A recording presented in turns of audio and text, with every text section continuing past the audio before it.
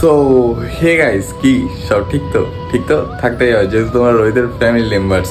So আজকের ভিডিওটা finally অনেকদিন পর স্টার্টিং করছি, কারণ আমার আগের চ্যানেলটা ব্র্যান্ড হয়ে গেছে।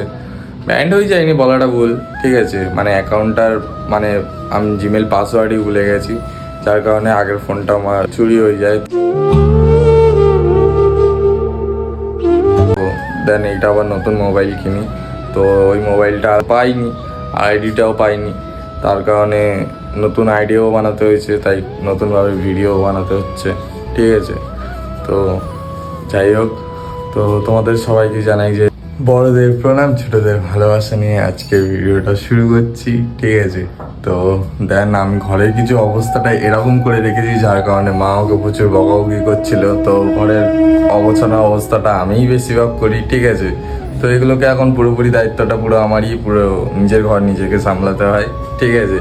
আর এখন ঘরের সিলিন্ডার গ্যাস শেষ হয়ে গেছে, তো সেটাকে এখন আনতে যেতে হবে, ঠিক আছে। ঠিক আছে, মানে কেমন একটা ব্যাপার।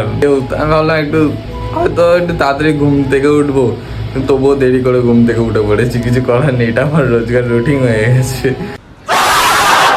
তো চলো বেশি বকবক না করে ভিডিওটা স্টার্ট করি।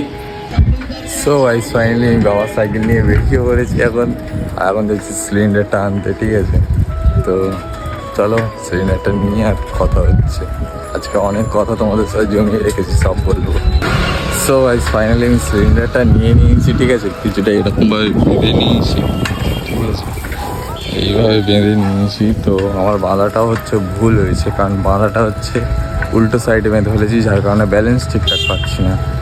তো এই মানে এরকমভাবে নিয়ে যাওয়াটাও ঠিক না, যদি বাই চান্স দড়ি পড়ি ছিঁড়ে পড়ে যায়, ব্যালেন্সও পাচ্ছি না।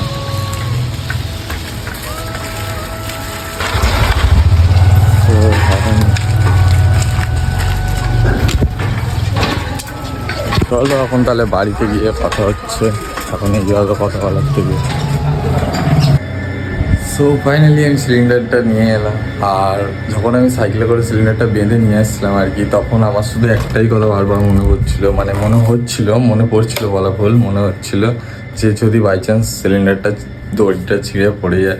এর আগে দু একবার আমি এরকমভাবে ছোটোখাটো ক্যারি করেছি, কিন্তু মানে আমার উল্টো সাইড হয়ে গেছিলো, তো যার কারণে প্রবলেমটা মনে হয় বেশি মনে হচ্ছিলো, তো আমি বুঝতেই পারিনি উল্টো সাইড হয়ে গেছিলো। তো যাই হোক, কোনোরকমভাবে সাইকেল নিয়ে চালিয়ে চলে এসেছি, এক জায়গায় পড়েও যাচ্ছিলাম, পড়ে যেতে গিয়েও বেঁচে গেছি, ঠিক আছে।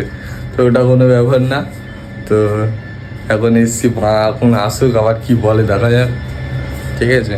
তো চলো একটু পরেই আবার কথা হচ্ছে। তো ফাইনালি কাজটা হচ্ছে, এখন একে আমাদের ওয়াশ করা, আর একে দেখার পরে যখন আমি ঢাকা ছিল গাড়িটা খুললাম, যখন কেমন একটা লাগছে, একে চালাইনি, সেই দোলটা কেটে গেছে, তারপর থেকে মানে আমাদের একটা অ্যাক্সিডেন্ট মতন হয়েছিল, এইগুলো দেখে নিশ্চয়ই বুঝতেই পারছো।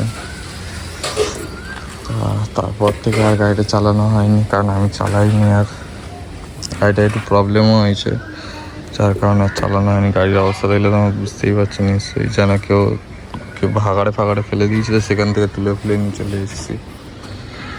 তো এখন কেউ ওয়াশ করবো, এই যতই হোক, পুরাতন হোক বা যেখানেই পড়ে থাকুক না কেন, আমার খুব ভালোবাসা আছে এর প্রতি একটা, দিয়ে খুব বাজে অবস্থা হয়ে আছে। এদিকে ইন্ডিকেটরগুলো খুলে গেছে, এদিকে তো ঠিক আছে, খুব বাজে অবস্থা হয়ে আছে। চলো ধুয়ে দেয় নি গাড়িটা, তারপরে তোমার সাথে কথা হচ্ছে আবার। দুটো শ্যাম্পু দাও না, শ্যাম্পু যা খুশি যা হবে।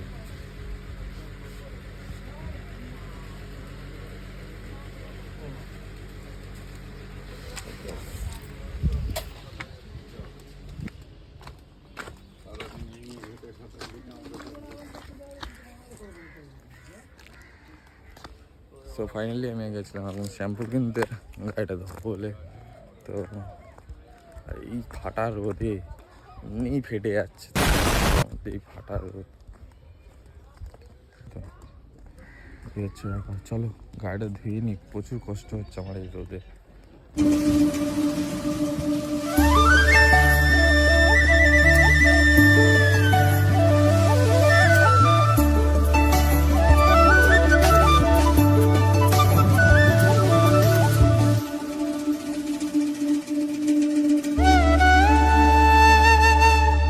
কিছুটা গাড়ির অবস্থাটা এইরকম আছে। আর তো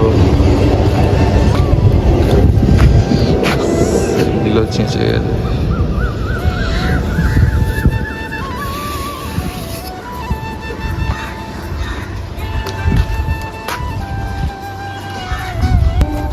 ঠিক আছে, চলো গাড়িটা ধরে নি। A few moments later. So finally গাড়িটা ধোয়ার পরে কিছুটা এরকম লুক এসছে, ঠিক আছে। যতটা পেরেছি একটা সুন্দর লুক দেওয়ার চেষ্টা করেছি, ঠিক আছে। তো এই হচ্ছে আমার সামনে থেকে সোয়েটার। আর গাড়ির সেদিনকে ক্ষতিটা হয়েছে দোলের দিনকে, এই দেখো এই একটা জিনিস তোমাদেরকে কাছে এনে দেখাচ্ছি। এই একটা জিনিস, ক্লাচটা পুরো বেঁকে গেছে। ক্লাচ না, সরি, এটা ব্রেকটা পুরোই বেঁকে গেছে। বেঁকে গিয়ে মানে কি বাজে লাগছে। এই সাইডে ফ্রেমের এই সাইডগুলো চটে গেছে, এখানটায় চিড় খেয়েছে। তারপরে এখানে একটা দাগ, এই সাইডে দাগ ভর্তি হয়ে গেছে। সেদিনকে অনেক স্ক্র্যাচ পড়েছে গাড়িতে, অনেক ক্ষতি হয়েছে। এই একটা স্ক্র্যাচ,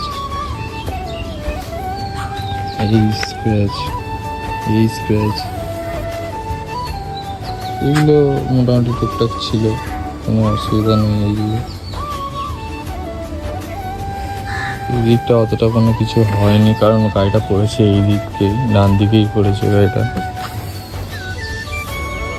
এই হচ্ছে ব্যাপার, বুঝলো তো। গাড়ির পিছনে এখনো মিনিমাম কম করে হলেও 5 থেকে 6, 7, 8 হাজার টাকা খরচা আছে। কী বলতো, নিজের জিনিস নিজের কাছেই ঠিক থাকে, নিজেই মর্মটা বুঝবে। সেটা যদি লোককে দাও তো সে মর্মটা কিন্তু বুঝবে না, বুঝলে তো।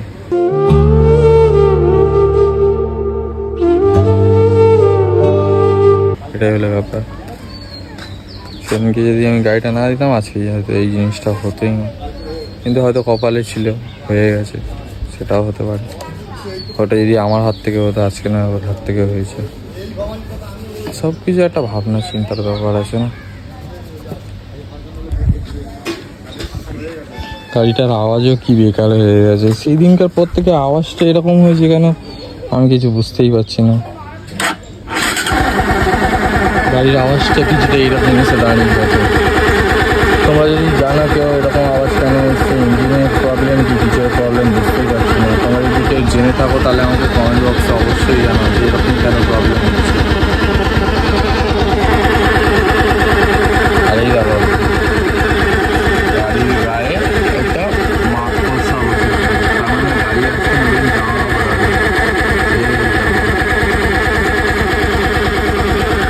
বুঝলে। সো ভাই ফাইনালি আমি স্নান টান করে সব কিছু করে রেডি হয়ে গেছি, ঠিক আছে। এখন ওখানে জায়গাটা সেট আপটা করবো, আর করে তোমাদেরকে দেখাচ্ছি কেমন লাগবে না লাগবে অবশ্যই জানাবে, কমেন্ট বক্সে জানাতেই হয়তো। সো ফাইনালি আমি সেট আপটা করে নিয়েছি আর তোমাদেরকে দেখাচ্ছি। জাস্ট দেখো কত সুন্দর লাগে।